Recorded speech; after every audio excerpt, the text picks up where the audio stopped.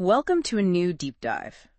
Today, we're tackling a massive topic, one that really shaped the ancient world, the Roman Empire. Yeah, it's huge. I mean, just think about the scale stretching right across Europe, North Africa, dipping into the Near East. It's this immense territory. Absolutely vast. Yeah. And the source material you've brought us for this, well, it's a really rich historical text, gives us some fantastic insights. So our goal today is to try and unpack this thing. How is this colossal empire actually put together? And what were the big forces shaping it? What was life like for the millions, living inside its borders? And how did it change so dramatically? I mean, over 700 years, that's a long time. It really is. Massive transformations. And we're hoping to dig out some things that might genuinely surprise you listening. Stuff like, what was the real deal with Roman women's rights? That's a fascinating one. Or how sophisticated was their economy? Maybe more than we usually think. Yeah, people often underestimate that. How did they manage labor across such a huge area? And, what caused those big shifts in power and culture from century to century? Well, to get at those answers, historians, like us, we draw on all sorts of evidence, just like your sources do. It's not just the written histories or letters people often think of. Right, there's more tangible stuff, too. Definitely. Things like inscriptions, carved in stone, papyri documents that survived in Egypt's dry climate, and archaeological finds, buildings, coins, pottery, all that stuff. So you have to piece it all together. Exactly. Pulling it all together, seeing the connections, the contradictions sometimes. That's where the historical skill comes in. You build a picture that's much, much deeper than just one type of source can give you. Okay, let's dive right in. Let's start with just the geography, the sheer scale of it. Your sources really emphasize the Mediterranean Sea. Yeah, the Med was basically the heart of Rome's empire. Everything revolved around it. They dominated all the land around it. Pretty much. And they have pretty clear boundaries, too, for the most part. The Rhine and Danube rivers up north. Okay. The massive Sahara Desert stretching south. Right, natural barriers. And then the Euphrates River marking a lot of their eastern edge. And just across that river, their main rival, the Iranian Empire. Yeah. First ruled by the Parthians, and then later the more aggressive Sasanians. And this wasn't just minor border stuff. Oh, no. These were the two ancient superpowers, constantly jockeying for position, often outright fighting. Your sources point out that, really, from Spain all the way over to Afghanistan, these two empires basically divided up most of what they considered the known world. The Chinese even had a name for Rome, Ta-Chin. But culturally, Rome was very different inside compared to Iran. Hugely different. That's a key point. The Roman Empire was this incredible mosaic. I mean, just a vast collection of different territories, cultures, dozens, maybe hundreds of languages spoken. Wow. Iran, on the other hand, was much more, let's say, homogenous, largely an Iranian population, ethnically and linguistically. So how did Rome even run a place that diverse? So many languages. Well, for administration, they mainly relied on two big languages, Latin in the west, Greek in the east. Okay, split down the middle, sort of. Roughly, yeah, a kind of linguistic line running through the central Mediterranean. But here's the thing. No matter what language you spoke, day-to-day, Punic, Celtic, Aramaic, whatever, if you lived within those borders, you were a subject of the single ruler, the emperor. Right. One emperor over everyone. And the history itself is so long, your sources suggest breaking it down helps. Like, two main periods. Yeah, that's a standard way to look at it. Yeah. The early empire and the late empire. And the dividing line is somewhere in the middle. Usually around the 3rd century CE, that century was incredibly turbulent, a real historical watershed. It separates the early system, the Principate, from the later forms the empire took, which lasted, right into the 7th century. Okay, let's focus on that early empire first then. What was the political engine driving this whole thing? It seems to kick off with Augustus, right? 27 BCE, and the system called the Principate. The Principate, yeah. It was, kind of a clever political setup. Augustus was careful. He didn't declare himself king or anything like that. No crowns. No crowns. He presented himself as the leading citizen, the princeps, and made a show of respecting the old republican institutions, especially the Senate. Ah, the Senate. The traditional council of the wealthy aristocratic families. Mostly from Italy at the start. Exactly. And it's important because a lot of the histories we have from this period were actually written by senators or people from that class. So they had a certain perspective. Definitely. They absolutely judged emperors on how they treated the Senate. If an emperor seemed hostile or brutal towards senators, he was often branded a tyrant in their histories. Okay, so you've got the emperor, you've got the Senate. But the sources make it crystal clear there was another huge power player, Oh, absolutely. The army. right? And the Roman army was different from, say, the Iranian one, which used conscripts. Rome had a highly trained, paid professional force. Soldiers signed up for long stints, 25 years or even more. That's a career. It really was. And by the 4th century, it was massive, maybe 600,000 men. It was the largest single organized body in the entire empire. And their power was immense. They could make or break emperors. And they knew it, presumably, pushing for better pay, conditions. Constantly. And they were capable of serious mutinies if they felt ignored. So how did the senators feel about this powerful army? Well, if you read the sources reflecting their view, they often hated and feared it. They saw the army as a source of violence, unpredictable, and expensive.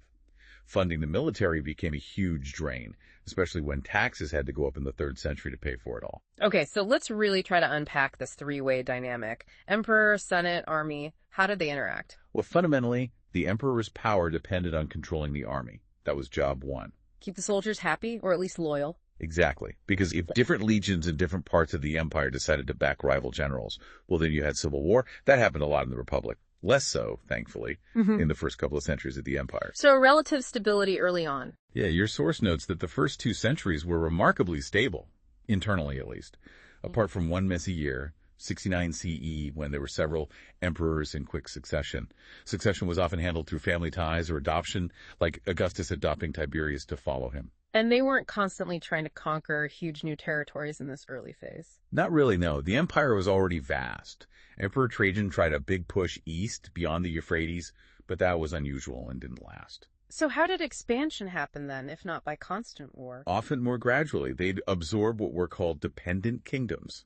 These were local states, client kingdoms that were already allied with Rome. Eventually, Rome would just integrate them fully. And some of these kingdoms were incredibly wealthy. Oh, yeah. The example given is Herod's kingdom in Judea. Apparently, it generated revenues equivalent to over 125,000 kilograms of gold every year. Just staggering wealth. Wow. And by the early 2nd century, many kingdoms like that, especially in the Near East, had been turned into regular Roman provinces. And these provinces, except Italy initially, they all had to pay taxes to Rome. Yes, that was the deal. So how on earth did they administer this? 60 million people, 3 continents, without, like, a modern civil service. This is one of those really key things to understand about Rome. The absolute bedrock of their administration was urbanization. The cities. The cities ran things. In a way, yes. The central government didn't have legions of tax inspectors going out into every village. Instead, they relied on the major urban centers. Places like Carthage, Alexandria, Antioch were prime examples to act as intermediaries. Basically, Rome taxed the countryside through the cities. So the locals had to cooperate. Precisely. The whole system depended heavily on the local upper classes, the elites within these cities. These guys administered their own territories, and crucially, they were responsible for collecting the taxes and sending them up the chain to Rome. And did that system have long-term consequences? It absolutely did. It led to a major power shift within the empire over time. How so? Power gradually, but undeniably, moved away from Italy and towards the provinces. By the 2nd and 3rd centuries, you see more and more people from these provincial upper classes filling top administrative jobs, commanding armies. They became the new power elite. Supported by the emperors. Often, yes. Their influence grew and grew, eventually overshadowing the old Italian senatorial families. Your sources even mention Emperor Gallienus in the mid-3rd century, specifically banning senators from military commands, probably to stop them using the legions to grab power. So fast forward to the 2nd, 3rd centuries. The army, the administration, they're increasingly provincial. Citizenship has spread much wider than just Italy. And the real power bases are now in the richer provinces, Spain, North Africa, the East. That's the picture. And a Roman city, it wasn't just, a big town. It was a formal administrative unit. It had its own local government magistrates, the city council, and it had legal jurisdiction over the surrounding countryside, the villages attached to it. And those villages were legally tied to the city. Yes, and their status could even be formally changed, upgraded, or downgraded. Were there real advantages to living in a city rather than out in a village? Oh, definitely. One major one was being better supplied during food shortages or famines. Makes sense. More storage, better organization. Exactly. Your sources have this striking quote from Galen, the famous doctor.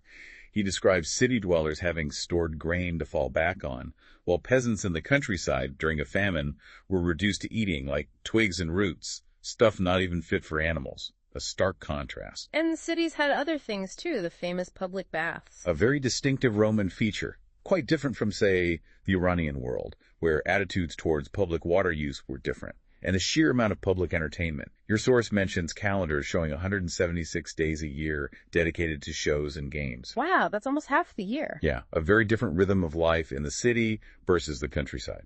Okay, so we talked about that relative stability in the first 2 centuries, but then things started to fray. Your source calls the 3rd century a real crisis point. Yeah, starting around the 230s, the empire came under immense strain. Pressure from multiple directions at once, and it revealed some deep internal weaknesses. What was happening on the eastern frontier? A new dynasty took over in Iran, the Sasanians, around 225, and they were much more aggressive than the Parthians before them. Pushing west. Pushing hard towards the Euphrates. The Sasanian king, Shapur I, even put up this famous inscription boasting that he'd annihilated a Roman army, 60,000 men, he claimed, and even captured Antioch, one of Rome's biggest eastern cities. That must have sent shockwaves. And things weren't quiet up north either. Not at all. You had Germanic tribes and bigger confederations groups like the Alemanni, the Franks, the Goths, putting huge pressure on the Rhine and Danube frontiers. So constant raiding. Repeated invasions, really, throughout the mid-3rd century. It got so bad, Rome actually had to abandon territory north of the Danube River. Emperors were just constantly out on campaign, fighting off these barbarian groups, as the Romans called them. And the clearest sign of this crisis internally, you mentioned it earlier. The chaos at the top, that rapid turnover of emperors. Your sources count 25 emperors in just 47 years. That's just unsustainable. It's a really stark symptom of the massive strain the whole system was under. Right. Let's shift focus a bit now, maybe zoom in from the emperors and armies to the lives of the people within the empire. Society, family, culture, work. What do your sources say about, say, the typical family structure? Well, the evidence suggests the nuclear family was the most common setup. Parents and their kids living together. Not big extended families all under one roof. Generally not, no. Adult sons, adult brothers, they usually wouldn't live together in the same household. Interestingly, slaves were often formally considered part of the family unit, legally speaking, though obviously their actual status and experience were worlds apart. Okay, now here's something that often grabs people's attention when they look at Rome. The legal position of women, it seems. Surprisingly independent in some ways. It is fascinating, and yes, quite different from many other ancient and even later societies. By the time of the late Republic, the crucial thing was that when a woman married, she did not automatically pass into her husband's legal control or authority. Really? She stayed legally tied to her base family? Essentially, yes. She retained full rights to her own property within her original family.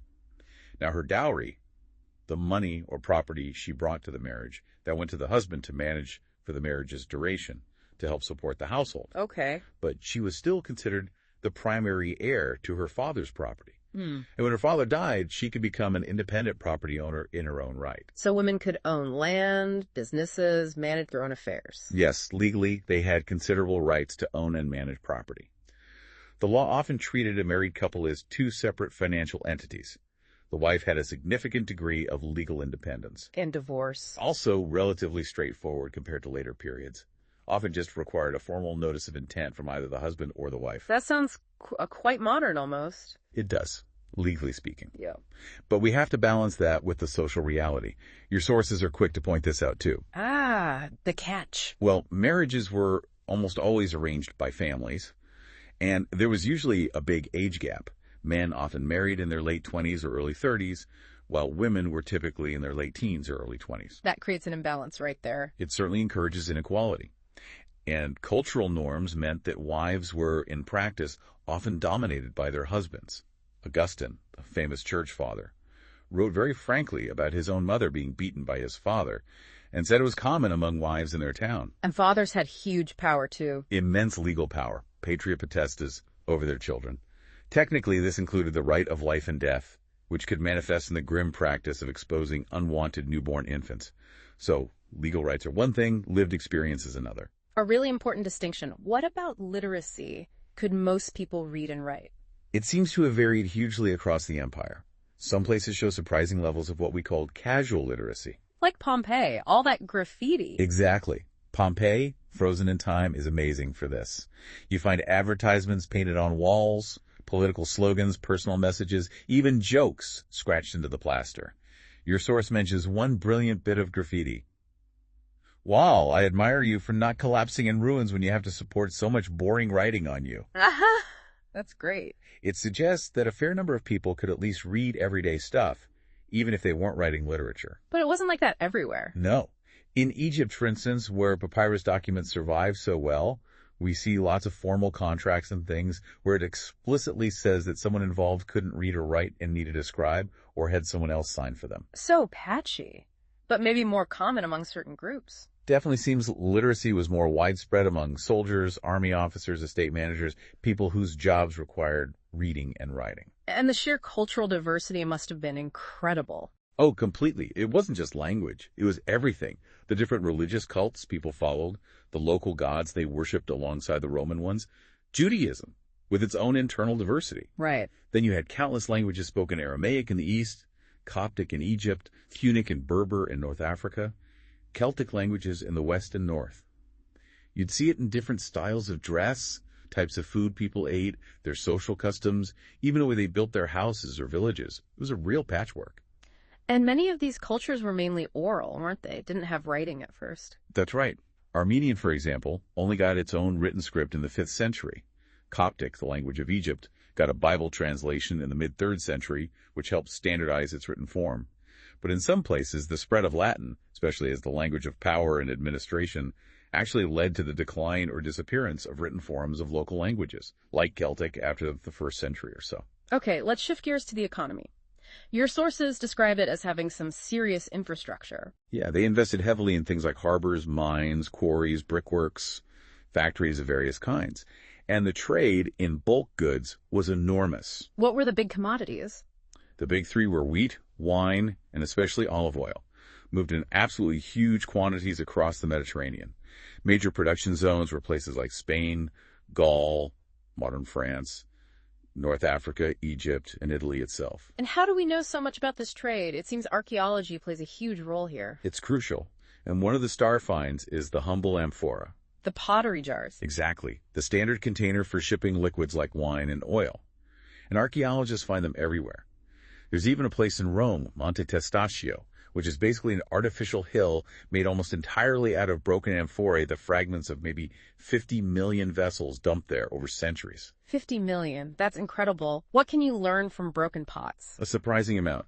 You can identify the shape, like the very specific Dressel 20 type used for Spanish olive oil. You can analyze the clay scientifically to pinpoint exactly where it was made. Like a fingerprint. Kind of, yeah. And then you map where these different types of amphorae are found across the empire. That lets you reconstruct trade routes, figure out which regions were booming when, and even see economic competition playing out. Competition between Spain and Italy. Yes. Your source highlights how Spanish olive oil production really peaked around 140-160 CE. The sheer volume of their amphorae found everywhere suggests they captured a huge chunk of the market, likely by offering better quality oil, or maybe lower prices, effectively outcompeting Italian producers at the time. Wow. So market shifted. They did. Spain's dominance was later challenged and overtaken by North Africa, which became the big oil supplier in the 3rd and 4th centuries. Then later still, in the 5th and 6th centuries, the Eastern Mediterranean, the Aegean, Syria, Palestine became increasingly important suppliers. So a region's prosperity really depended on how well they could produce and transport this stuff. Absolutely. It was about organization, efficient transport, and maintaining quality. Those factors determined who won out in the marketplace. And the empire clearly had some incredibly fertile regions fueling all this. Oh, definitely. Places like Campania in Italy, Sicily, the Fayum Oasis in Egypt. Galilee, the historian Josephus wrote about Galilee being so fertile that every inch of the soil was cultivated. Then there's Byzantium in Tunisia, southern Gaul, and those massive agricultural estates in southern Spain along the Guadalquivir River. These were the bread baskets and oil presses of the empire. But it wasn't like that everywhere, was it? The empire wasn't uniformly developed. No, not at all. Your source makes a point of reminding us of this. You had areas like Numidia in modern Algeria with semi-nomadic communities practicing transhumance, moving herds seasonally. They actually lost pasture land as Roman estates expanded. And other less developed areas. Parts of northern Spain, for example, still had predominantly Celtic peasant communities living in fortified hilltop settlements called castella. It's crucial to remember these internal contrasts. It wasn't one monolithic Roman landscape. And we shouldn't think of this ancient economy as just primitive or backwards, right? Absolutely not. That's a really important takeaway from your sources. In many respects, the Roman economy was remarkably sophisticated for its time. Like using water power. Yes, diversified use of water power, not just for grinding grain. Water-powered milling tech was quite advanced, but also things like hydraulic mining in the Spanish gold and silver mines. These were operating on an industrial scale. The output they achieved wasn't matched again until the 19th century. Seriously, that's incredible. Yeah. Add to that sophisticated commercial networks, banking systems, and the very widespread systematic use of coinage. We really do tend to underestimate how advanced parts of the Roman economy were. But an economy like that needs a workforce. And that brings us to the difficult topic of labor, and especially slavery. Yes, slavery was deeply embedded in Roman society, as it was across the ancient Mediterranean and Near East. It was just part of the fabric. And Christianity didn't immediately challenge it. No, not the institution itself initially. Early Christians were urged to treat slaves humanely, and slaves could be Christians, but the actual abolition of slavery wasn't on the agenda for centuries. Was most work done by slaves, though, across the whole empire? That's debatable and probably changed over time and place. It might have been true for the large agricultural estates, the latifundia, in Italy during the Republic.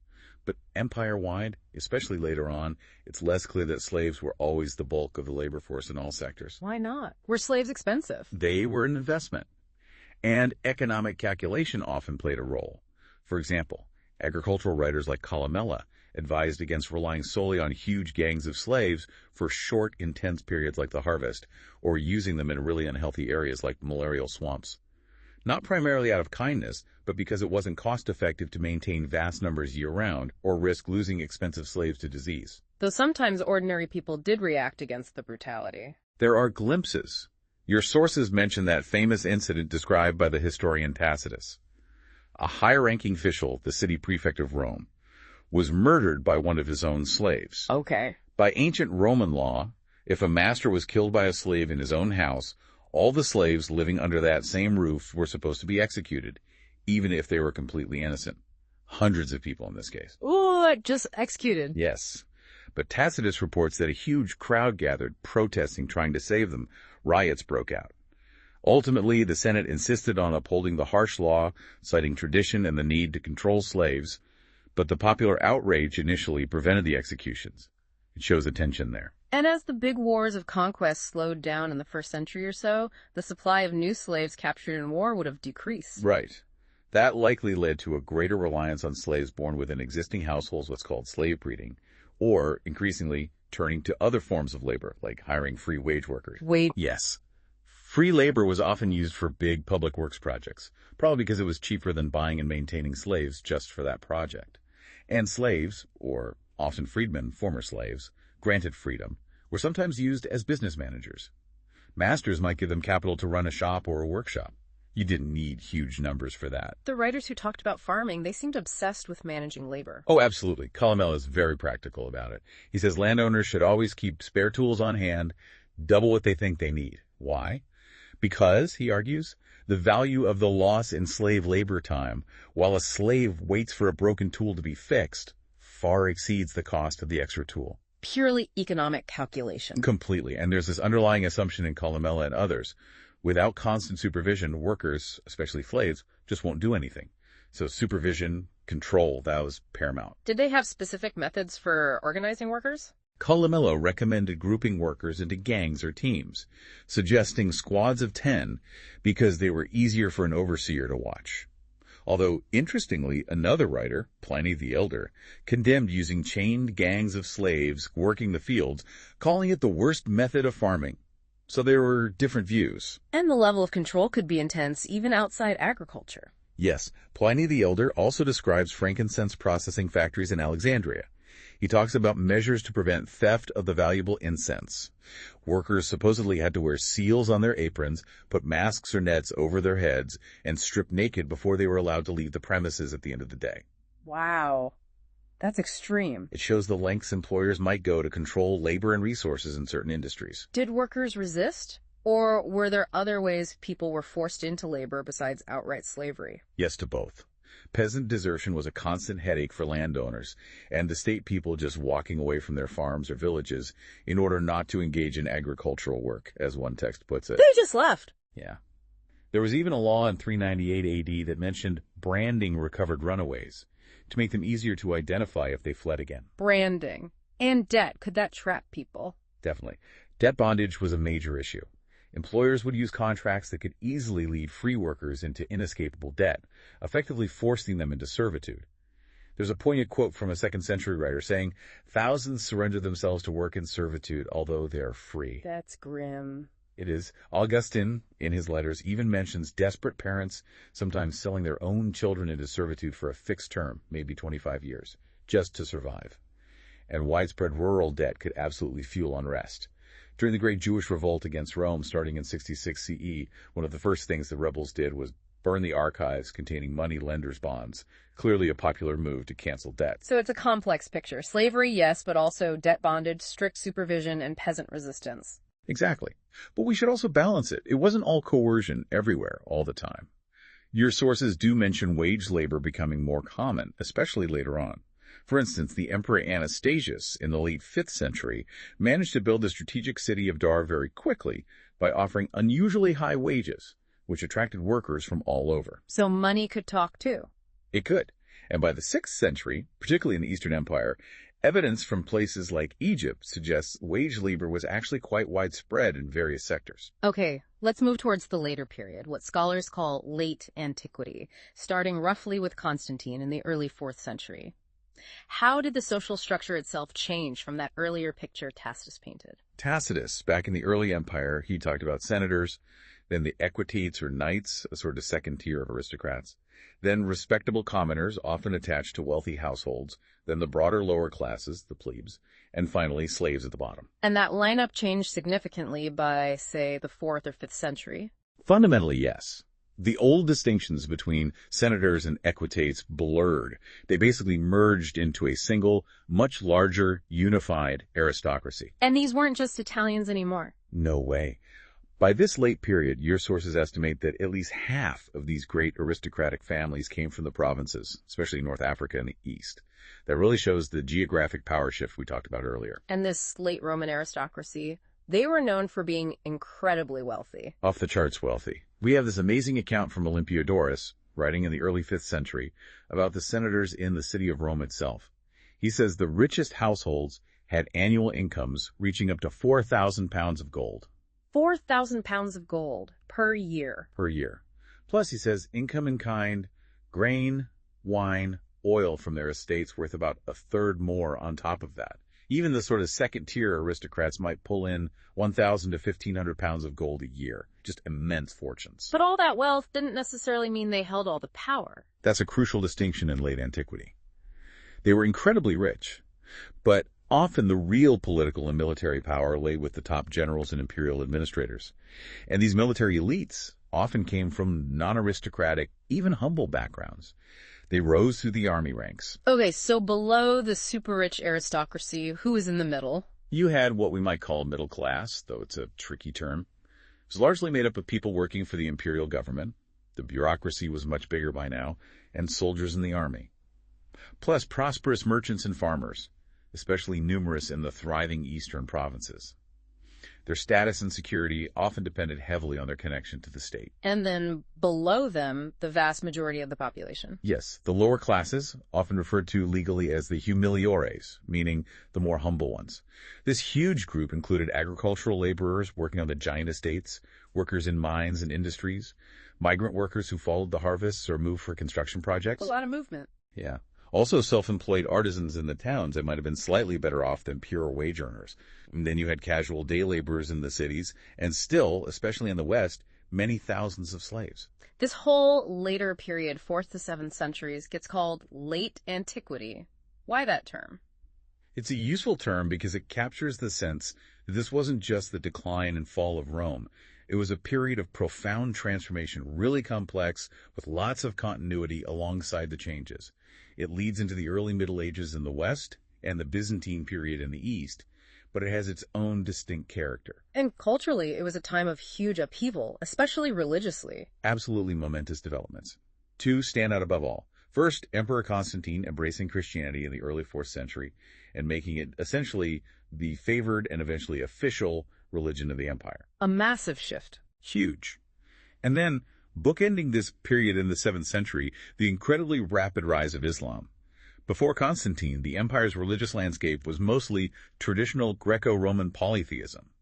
Thousands of gods and local cults, plus significant Jewish communities, which were themselves diverse. Did the switch to Christianity happen overnight? Did everyone just drop the old gods? Oh, not at all. Christianization was slow, uneven, complex. It took centuries. Traditional polytheism lingered, especially in the countryside. Your sources mention Christian bishops, particularly in the West, often finding themselves battling beliefs and practices among ordinary Christians that still seemed rooted in older ways. So boundaries were maybe fuzzy at first. They could be. But over time, especially with the growing power of bishops trying to enforce orthodoxy and define what was Christian and what wasn't, those religious boundaries became much sharper, much more rigid than they had often been earlier. The state itself was changing radically too in this period, wasn't it? Starting even before Constantine with Diocletian. Yes. Emperor Diocletian, who reigned from 284 to 305, really shook things up. He saw the empire was overstretched and tried to make it more governable. He pulled back from some indefensible territories, heavily fortified the frontiers, broke down the large provinces into smaller, more numerous ones. Easier to manage. That was the idea. And crucially, he formally separated civilian administration from military command in the provinces. He created military commanders, called duces, who had significant independent authority within their regions. And Constantine then built on Diocletian's reforms. He did. He consolidated a lot of those changes, but also brought in major innovations of his own. We mentioned Christianity, but monetarily, his big move was introducing the gold solidus. The gold coin. Yeah, 4.5 grams of pure gold. It was minted in vast numbers, incredibly stable, and it became the bedrock currency. It actually outlasted the Western Roman Empire by centuries. This was a huge deal because the old silver currency had become very unstable, partly because the Spanish silver mines were giving out.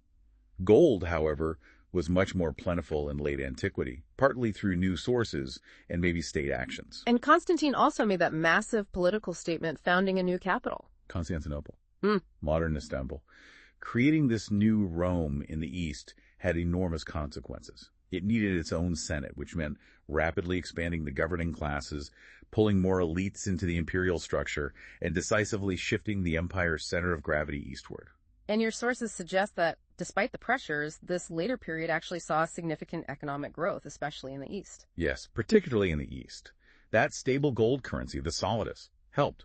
Combined with what seems to have been an expanding population in many eastern regions, it fueled real economic activity. What does the archaeology show? It shows significant investment in the countryside, new, larger olive oil presses, glass factories popping up on rural estates. We see the adoption of more efficient technology, like screw presses for wine and oil, complex multiple water mills, and long-distance trade, especially with the Indian Ocean world via the Red Sea, seems to have revived strongly. And this prosperity showed up in the cities, too. Absolutely. Eastern cities especially flourished in the 4th, 5th, and early 6th centuries. You see new monumental building projects, signs of luxury, very wealthy elites. Your sources give figures like Egypt alone contributing over 2.5 million gold solidi a year in taxes under Emperor Justinian in the 6th century. That's a staggering amount. Wow. Some parts of the Near Eastern countryside, archaeologists suggest, were actually more intensively developed and populated in the 5th and 6th centuries than they were even in the early 20th century. That really challenges the simple decline and fall narrative. But while the East was, in many ways, thriving and transforming, the West was following a different path. This is the Great Divergence. Starting mainly in the 5th century, the political unity of the Western Empire started to break down. Various Germanic groups, Goths, Vandals, Franks, Lombards, Angles, Saxons, migrated into Roman territories, fought Roman armies, sometimes served as Roman allies, and eventually carved out their own independent kingdoms on former Roman soil. The post-Roman kingdoms. Exactly. The Visigoths in Spain, the Franks in Gaul, the Lombards in Italy, the Vandals briefly in North Africa, the Anglo-Saxons in Britain. This political fragmentation is what really laid the groundwork for the medieval map of Western Europe. But the East held together. Yes, the Eastern Roman Empire, increasingly centered on Constantinople and Greek and culture, survived. We all called the Byzantine Empire from this point on, though they always called themselves Romans. And under Emperor Justinian in the 6th century, they even tried to reverse the fragmentation. They did. Justinian's reign, 527-565, was a period of incredible ambition and, initially, prosperity. His generals managed to reconquer North Africa from the Vandals and, after a long and brutal war, Italy from the Ostrogoths. Though those wars, especially in Italy, were devastating and ultimately hard to sustain. And the old rivalry with Persia didn't go away. No, it flared up again massively in the early 7th century. The Sasanian Persians launched a huge invasion, conquering Syria, Palestine, and even Egypt for a time. A disaster for Byzantium. Looked like it. But the Byzantine Emperor Heraclius pulled off a stunning counterattack in the 620s, driving the Persians back and recovering the lost provinces. It was an amazing comeback, but both empires were utterly exhausted by this decades-long struggle. And vulnerable. If we connect this to the bigger picture, the final decisive transformation for this ancient world came from an unexpected direction. From the southeast, the rise of Islam. Your sources don't mince words. They call it the greatest political revolution ever to occur in the history of the ancient world. That's a strong statement. But look at the impact. Within just 10 years or so after the Prophet Muhammad's death in 632, Arab armies, unified by Islam, exploded out of the Arabian Peninsula. They conquered Syria, Palestine, Egypt from the Byzantines, and Iraq and large parts of Iran from the weakened Sasanian Empire, which collapsed entirely. Just like that, in a decade. The initial wave was incredibly rapid, yes. And the conquests continued later. Expanding much further. Much further, westward across North Africa and into Spain, eastward into Central Asia and towards India.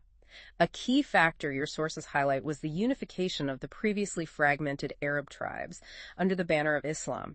This focused energy, first within Arabia itself, was then directed outwards against the two great but now exhausted neighboring empires. Wow. Okay, we have covered a lot of ground here.